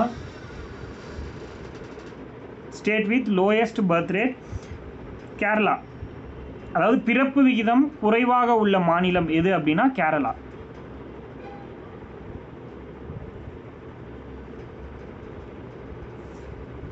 (14.7%). 14.7%.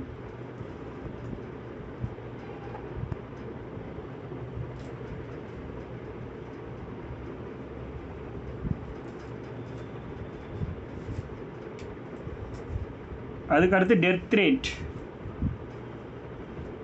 டெத் ரேட் பார்த்துலாம். அடுத்தது இதில் வந்து ஜஸ்ட் தமிழ்நாடு என்ன இந்தியா என்ன அந்த வேல்யூ தெரிஞ்சாலே போதுமானது.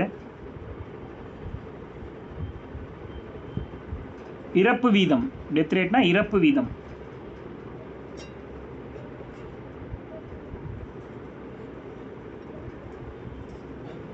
இறப்பு வீதம் இந்தியாவை பொறுத்த வரைக்கும் டெத் ரேட் வந்து 7.11%. 7.11%.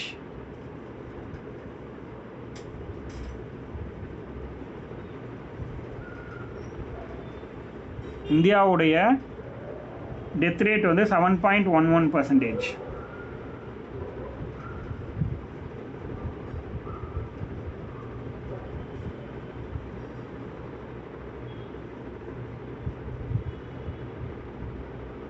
தமிழ்நாட்டுடைய டெத் ரேட் 7.4%. 7.4%.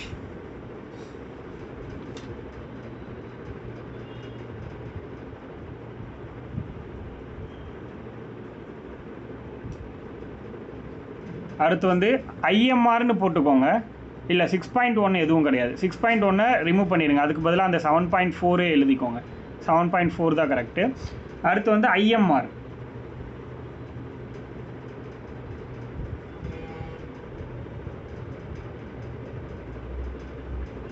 ஐஎம்ஆர்னு போட்டுக்கோங்க. ஐஎம்ஆர்னா infant mortality rate. Infant mortality rate அதாவது பச்சிளம் குழந்தை இறப்பு வீதம். பச்சிளங்குழந்தை இறப்பு வீதம் அதுதான் ஐஎம்ஆர்னு சொல்கிறோம். பச்சிளங்குழந்தை இறப்பு வீதம், இன்ஃபேண்ட் மார்டாலிட்டி ரேட்.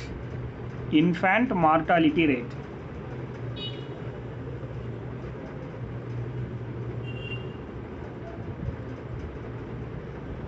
ஸோ 2011 படி சென்சஸ் படி இந்த ஐஎம்ஆரோட வேல்யூ இந்தியாவில் வந்து 44. இந்தியாவில் 44. அதாவது என்னென்னா ஒரு வயசு முடிகிறதுக்குள்ளே செத்து போகிறவங்களோட எண்ணிக்கை தான் இந்த ஐஎம்ஆருங்கிறது.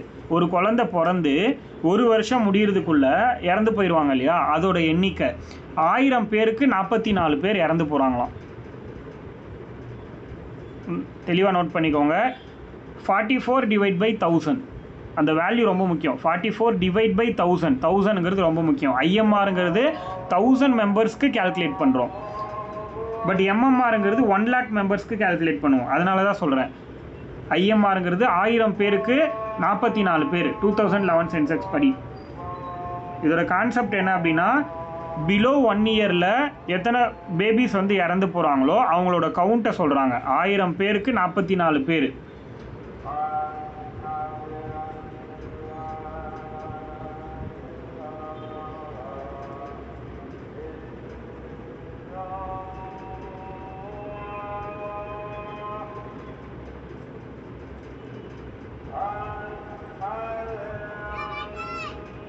அதே மாதிரி தமிழ்நாட்டில் 22, அதில் பாதி.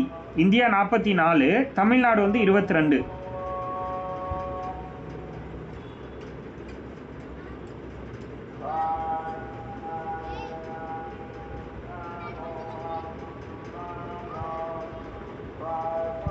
ஓகேவா? அடுத்து வந்து பார்த்தீங்கன்னா எம்எம்ஆர் எழுதிக்கோங்க. எம்எம்ஆர்னா maternal mortality rate. Maternal mortality rate MMR. Maternal mortality rate.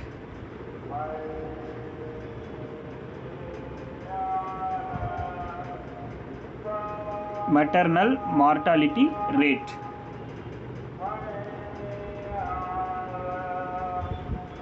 அதாவது என்னன்னா மகப்பேறு இறப்பு விகிதம். மகப்பேறு இறப்பு விகிதம் அதான் எம்எம்ஆர். மகப்பேறு இறப்பு விகிதம் அதாவது பிரசவத்தப்போ இறந்து போகிறாங்க இல்லையா, அவங்க 1,00,000 பேருக்கு கால்குலேட் பண்ணுறாங்க. இது 1,00,000 பேர் பிரசவத்தப்போ இறந்து போகிறவங்க எத்தனை பேர், 1,00,000க்கு எத்தனை பேர் இறந்து போகிறாங்க அப்படின்னு கால்குலேட் பண்ணுவாங்க.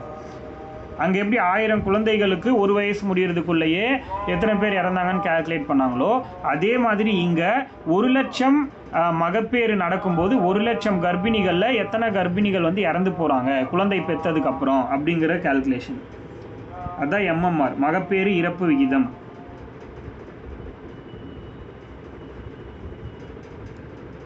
அதுக்கு வந்து பார்த்தீங்கன்னா இந்தியாவோட வேல்யூ 178. எம்எம்ஆர் வந்து இந்தியா 178.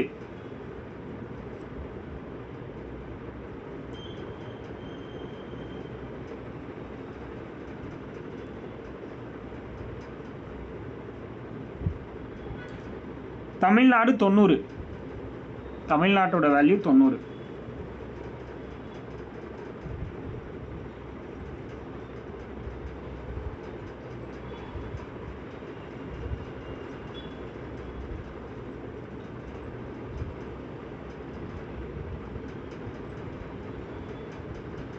இது எழுதிட்டீங்கன்னா அதுக்கு அடுத்து கடைசியாக டிஎஃப்ஆர். டிஎஃப்ஆர்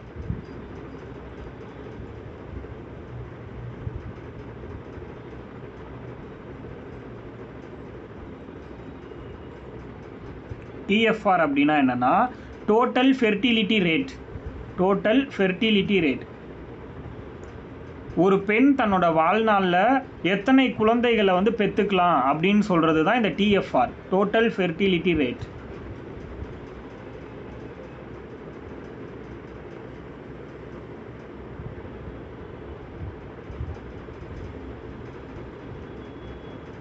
டிஎஃப்ஆரை பொறுத்த வரைக்கும் 2.1 per women.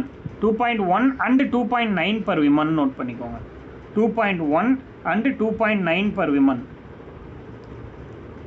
2.1 and 2.9 அது ரொம்ப முக்கியம். 2.1லேருந்து 2.9 வரைக்கும்னு வச்சுக்கோங்க, ஒரு ஐஃபோன் நடுவில் போட்டுக்கோங்க.